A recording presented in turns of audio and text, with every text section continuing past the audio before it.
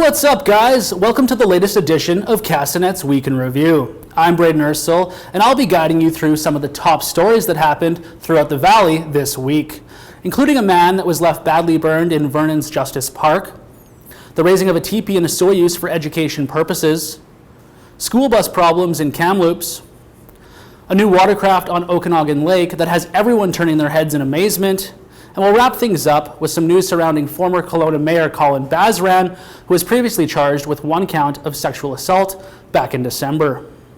We'll start things off in Vernon, where RCMP say a man was left with life-threatening injuries inside Justice Park when he was found badly burned early Friday morning. A trail of blood spots can be seen crossing the street, and officers have circled those with chalk. A reporter on scene could see police photographing evidence in the park, and the public library has been closed for the day. As of now, the circumstances by which the subject came to be burned are not known at this time.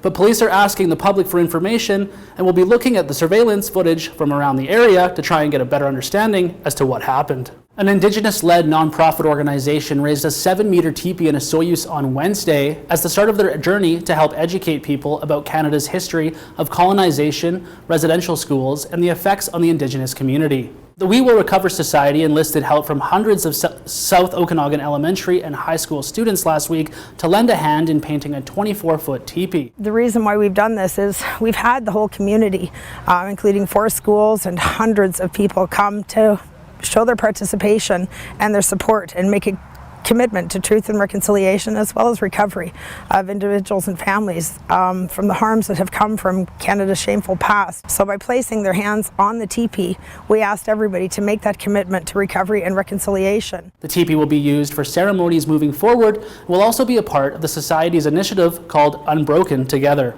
Problems with Westmount Elementary School's bus service has caused students to be left abandoned after school hours in Kamloops.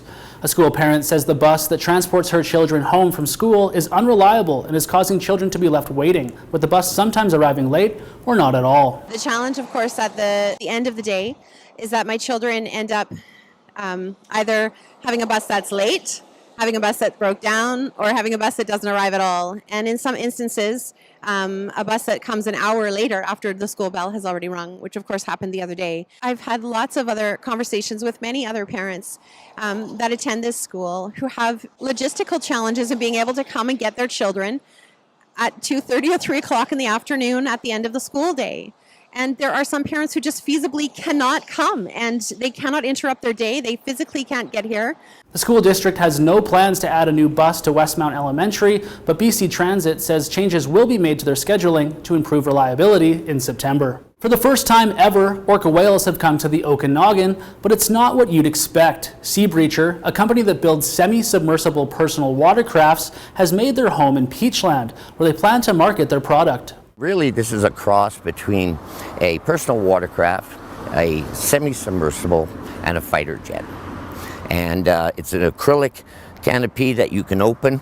You can drive on the surface on a beautiful day like today and soak up the sun. But when you decide you want to get a little crazy, you just close the canopy. You pressurize it up to about 16 psi's, and then you're ready to go. You can go underwater and then jump, or you can barrel roll, or you can bunny hop. There's only 107 of these personal watercrafts in the world, but if you're interested in getting your hands on one, they start at around $110,000 and go up to nearly 200,000 Canadian. Criminal proceedings against former Kelowna Mayor Colin Bazan will not be moving forward. Crown Prosecutor Brock Martland directed a stay of proceedings in the case after reviewing from the defense and police investigators. Bazan was facing a single charge of sexual assault stemming from an alleged incident on May 11th of last year when he was still Kelowna's sitting mayor.